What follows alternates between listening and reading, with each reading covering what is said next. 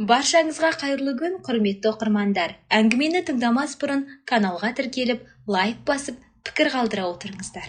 Жұлдыз бұл пәтерді жақсы көретін, жоқ, жай ғана жақсы көрмейтін жанының бір бөлігі еді ол. Көлік тұрағындағы әрбір жарық, таңғы күн сәулесімен қабырғада билейтін әрбір шуақ, бәрі ата-анасын еске түсіретін. Бұл жай шаршы метр емес, өмірдің дауылды теңізіндегі жылылық пен қауіпсіздік аралы болатын. Пәтер ресми түрде Жұлдыздың атына тіркелген. Барлық құжаттар үстел тартпасындағы папкада оның иелігін дәлелдейтін нақты айғақ. Абзалмен үйленгеннен кейін бұл пәтер олардың ортақ үйіне айналды. Жұлдыз сүйікті күйеуімен кеңістікті бөлісіп, бәрін жайлы етіп безендіріп, жылулыққа толтырды. Абзал жақсы күйеу еді, қамқор, мейірімді. Бастапқы жылдары Жұлдыз дәл солай ойлайтын. Бір күні ол айтты: «Анашым отадан кейін әлсіз, бірге тұра тұрса, мен тыныш болар едім». Жұлдыз қарсы бола алмады. Көмек қажет адамға, оның үстіне күйеуінің анасынан қалай бас тартсын. Енесі мөлдір сәрсен қызы тек 2 аптаға аяққа тұрып алғанша деп уәде етті. Жұлдыз шынымен көмектескісі келді. Бөлме дайындап, заттарын орналастырып берді. Барынша қолайлы жағдай жасады. Алғашқы күндер тыныш өтті. Енесі кітап оқып, теледидар көріп, көп демалды. Жұлдыз үйден жұмыс істеді, дыбыс шығармауға тырысты. Абзал екеуіне де көңіл бөлді. Бірақ біртіндеп ауа өзгере бастады. Әуелі ұзақ ескертпелер. «Жұлдыз, салатты неге майонезбен жасайсың?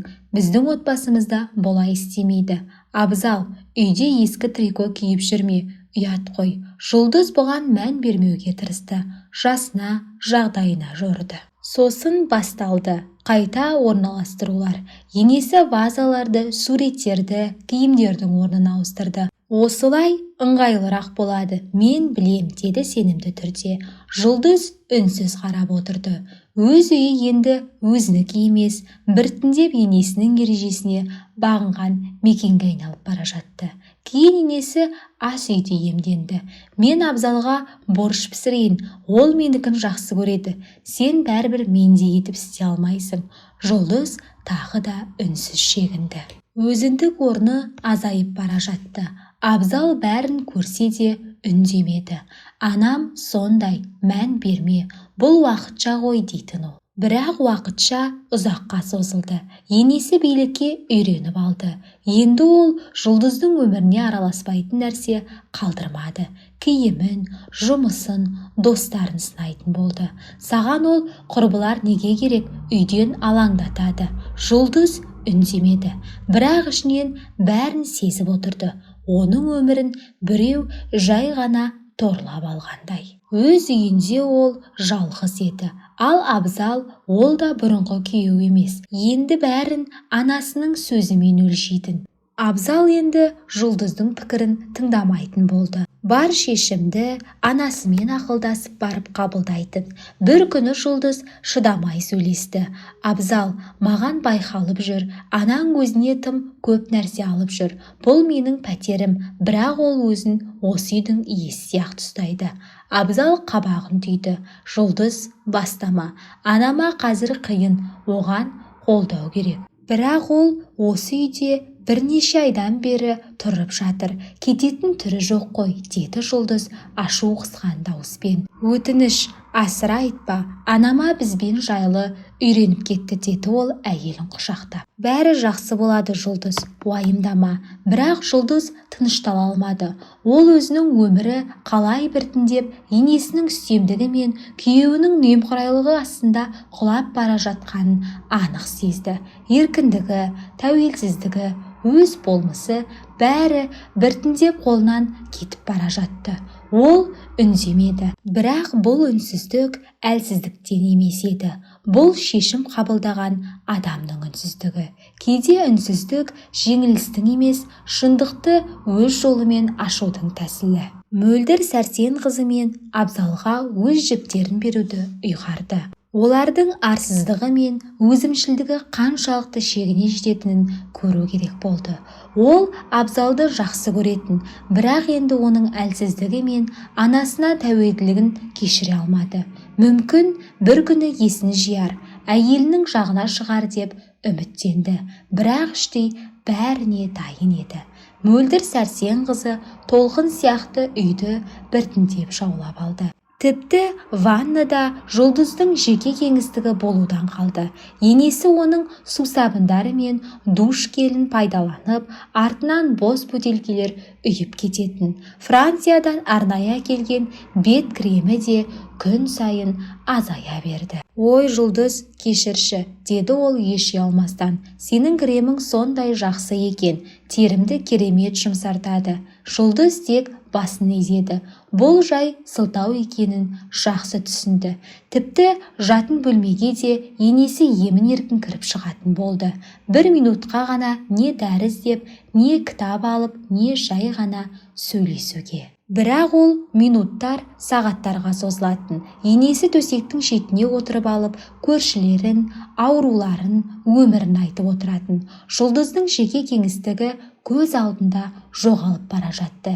Кешке Абзал жұмыстан келсе, оларды бірге табатын. Анасы сөйлеп, әйелі үнсіз тыңдап отыр. Абзал қысылып күліп, басқа бөлмеге кететін. Үйден жұмыс істеу бұрын Жұлдызға ұнайтын, ал енді азапқа айналды. Енесі әр сәт сайын мазалайтын. «Жұлдыз, неге үнемі компьютер алдында отырасың? Еріңе көңіл бөлсеңші». Бірақ бір күні ашық айтты: «Мен мүлде түсінбеймін. Сен неге үйден жұмыс істейсің? Жөні түзу жұмыс таппайсың ба? Абзал жалғыз бәріңді асырап жүр». Жұлдыздың бойын ашу биледі. Айтқысы келді: «Мен де ақша табам, мен де еңбектенем» деп. Бірақ үндемей көзін төмен салды. Абзал анасының сөзін естіп қызарып кетті. Бірақ бір ауыз қарсы сөз айта алмады.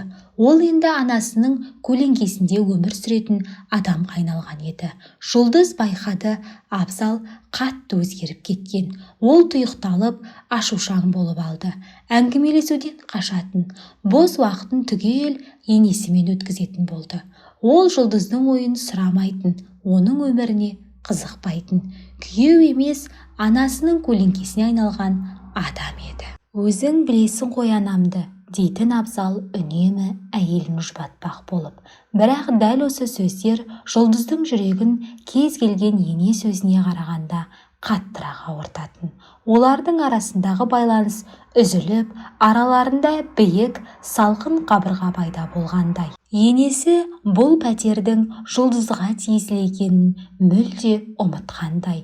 Бәрін өзінікіндей басқарып, рұқсатсыз қонақ шақыратын, заттарды орнынан қозғалтып, шешімді өз бетінше қабылдайтын. Бұл үй енді оның ауласына, оның аймағына айналғандай. Bir күні Жұлдыз енесіне сөрес үстіндегі суреттерді ауыстырып жатқан жерінен көрді. Ол Жұлдыздың ата-анасымен түскен суретінің орнына Абзалмен түскен өзінің ескі суретін қойып қойыпты. Жұлдыз үнсіз барып, рамканы алып, бәрін бұрынғы қалпына келтірді. Енесі оған сынай қарады, бірақ ештеңе демеді. Жұма кеші еді. Жұлдыз демалысты тыныш өткізуді армандаған, жалғыз болса да жан тыныштығын тілеген. Бірақ енесі оның ойын сезгендей шешуші соққы жасауға бекінді. Абзал жұмыстан кеш оралды. Жұлдыз ноутбук алдында мақаласын аяқтап отырған. Құлаққапты шешіп, ас үйге шыққанда үстел үстінен борщтың иісі аңқып тұрды. Енесі дастархан басында отыр. Табақтарға дұрыс рецеппен пістірілген қою сорпа құйып жатыр. Абзал үнсіз, көзін тайдырып, қолындағы қасықпен ойнап отыр. «Жұлдыз, кел, отыр жаным», деді енесі жалған мейіріммен. «Бізге сенімен сөйлесу керек». Жұлдыздың іші шым ете қалды. Мұндай әңгімелер әрдайым әйел ретінде де, келін ретінде де кезекті кінә тағумен аяқталатын. Ол өзін ұстап жай отырды. Абзал үндемеді. Мөлдір сәрсен қызы тамағын кенеп салтанатты түрде бастады. Білесің бе, Жұлдыз, біз Абзалмен ақылдасып көрдік. Жұлдыз іштей түршігіп кетті. Біз Абзалмен соңғы айларда бұл тіркес енесінің сүйікті сөзіне айналған. Біз шештік, біз ойладық, біз білеміз. Оның өз дауысы енді бұл үйде естілмейтін. Сөйтіп ойладық, саған мұнда аса жайлы емес сияқты, деді енесі жасанды қамқорынмен. Жұлдыз қабағын көтерді.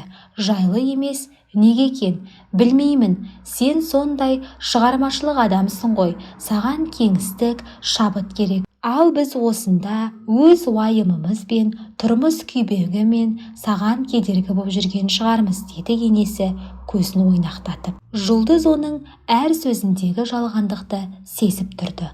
Абзал ақыры тіл қатты. Анашым, мүмкін бұлай тіке айтпай-ақ қоярмыз. Жоқ, Абзалжан, деп енесі бірден бөлді. Шынын айтқан жөн, Жұлдыз ақылды қыз, бәрін түсінеді. Ол тағы да жылы жымиып сөзін жалғады. Былай ғой, Жұлдыз, біз екеуміз ойласып, сені біраз уақыт бөлек тұрғаның дұрыс деп шештік. Демал, шабыттан, ал біз мұнда өзіміз реттейміз. Жұлдыз оларға қарап отырды. Нашар ойнаған спектакльдің актерлеріндей кеудесінде ашу көтеріліп келе жатты. Бірақ ол өзін ұстады. Жұлдыз эмоциясын білдіруге болмайтынын жақсы түсінді. Ол бәрін соңына дейін тыңдауы керек еді. Опасыздықтың шынайы ауқымын көру үшін. Бөлек, деді Жұлдыз сабырлымен. Қалай бөлек, қалай десем екен деп енесі аздап бөгеліп қалды да тез өз-өзіне келді.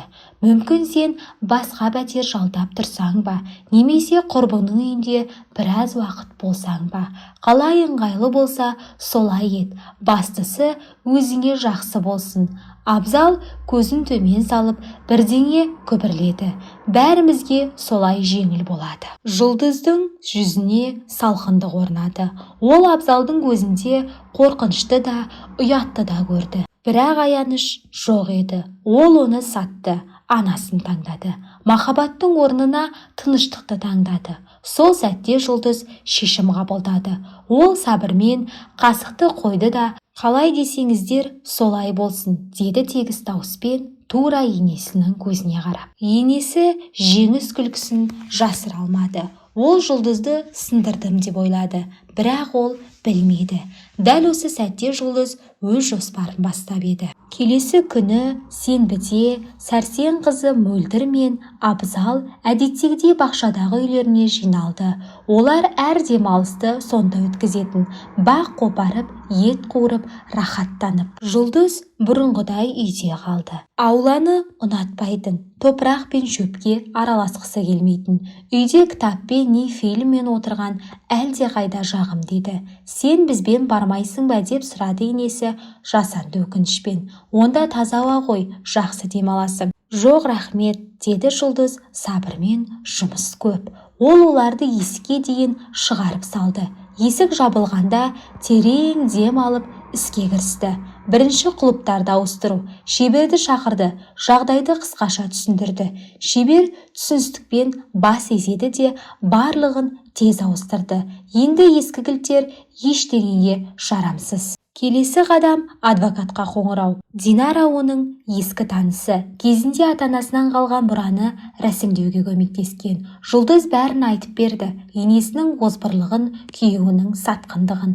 Уайымдама, Жұлдыз, деді Динара сенімді үнмен. Барлығы заң бойынша сенің жағыңда. Ешкім сені үйіңнен шығара алмайды. Біз екеуіне де үй пайдалану құқығын тоқтату туралы ресми хабарлама дайындаймыз. Жұлдыздың иығынан ауыр жүк түскендей болды. Ол алғаш рет жеңіл тыныс алды. Заңгер құжаттармен айналысып жатқанда Жұлдыз енесінің заттарын жинады. Сөйтіп көйлектерін, иіссуларын, банкілерін қораптарға тастай берді. Артық қоқыстан арылғандай. Әр затпен бірге ашу да, реніш те, қорқыныш та кетіп жатқандай еді. Кешке қарай бәрі дайын болды. Құлыптар ауыстырылды, құжаттар рәсімделді, заттар жиналды. Жұлдыз пәтерде жалғыз отырды, бірақ көптен бері алғаш рет өз үйіндей тыныштық пен еркіндік сезінді. Жексенбі кешінде Сәрсен қызы Мөлдір мен Абзал бақшадан көңілді күйде қайтты. Қолында алма салынған пакет, жүзінде сенім. Жұлдыз әрине түскі ас әзірлеп қойған шығар. Абзал артынан шаршаған, бірақ іштей әлденеге мазасыз. Есіктің алдына келді. Абзал кілтін салып бұрды. Үнсіз. Тағы бір рет, тағы да. Тыныштық. Не болды деді анасы қабағын түйіп. Кілтті сындырып алдың ба? Жоқ, ол жай ашылмай тұр деді Абзал аптырап. Ол қоңырауды басты. Тыныштық. Абзал қоңырауды тағы басты. Бұл жолы қаттырақ, бірақ жауап болмады. Мүмкін Жұлдыз сыртқа шыққан шығар деді Мөлдір Сәрсен қызы. Мұндай уақытта қайда кетсін деп Абзал иығын көтеріп кілтпен тағы бұрап көрді. Ашылмады. Түсініксіз бірдеңе деді ол өз-өзіне ашулана түсіп қоңырауды қайта басты. Сол сәтте көрші есігін ашып тәте Зина басын шығарды. Абзал сен бе едің деді ол таңырқап. Біреу тақылдатып мазалап жатыр деп едім. Сәлеметсіз бе, тәте Зина? Жұлдыз үйде ме? Есігіміз ашылмай тұр. Тәте Зина сәл кідірді, не айтарын білмей тұрды. Сосын жай ғана айтты. Сендер Жұлдызды өз үйінен қуып шықтыңдар ғой. Бұл пәтер оның атына жазылған ғой балам. Мөлдір Сәрсен қызының жүзі сұрланып кетті. Абзал аң-таң болып көршіге қарады. Сіз не айтып тұрсыз, Зина тәте?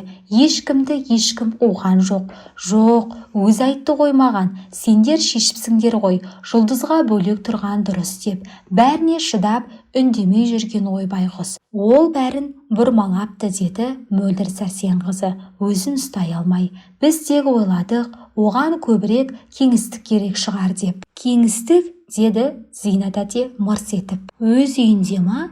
Абзалдың тамағына түйін тығылды. Ол анасына қарады.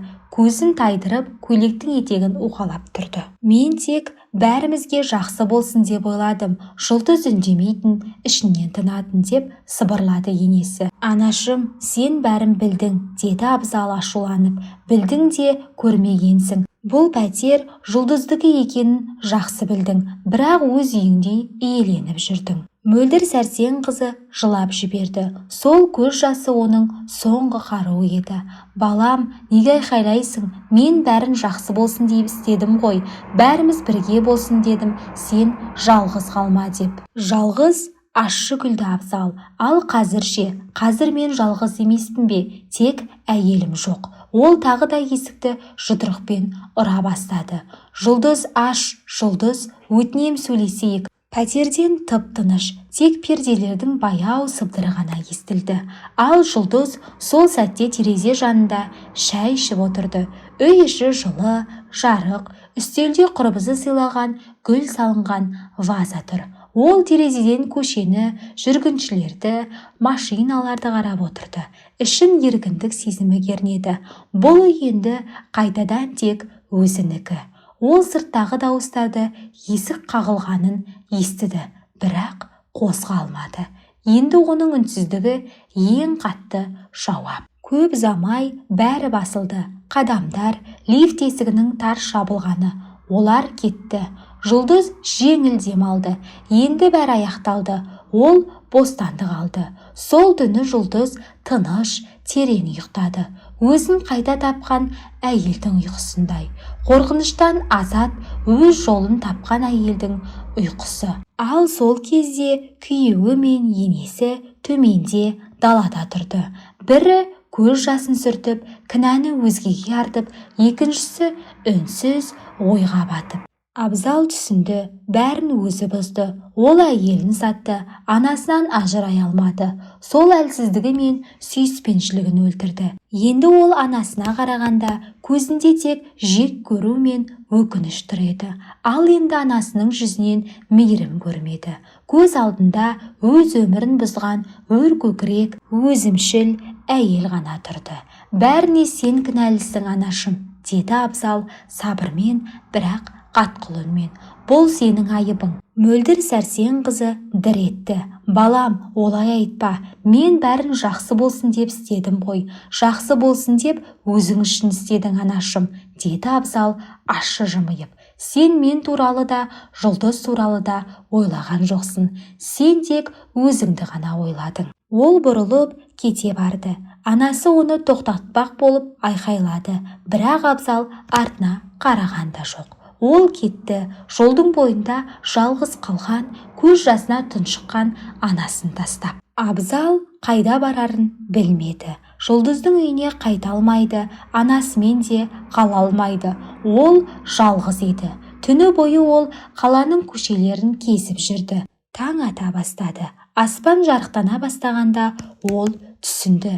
Бәрін жаңадан бастау керек. Үй табу керек, өзін-өзі табу керек. Ең бастысы Жұлдыздың алдындағы кінәсін өтеу керек. Ол білген, егер бір күні тағдыр мүмкіндік берсе, ол өз ісімен дәлелдеуі тиіс. Адам өзгеруге қабілетті және мүмкін.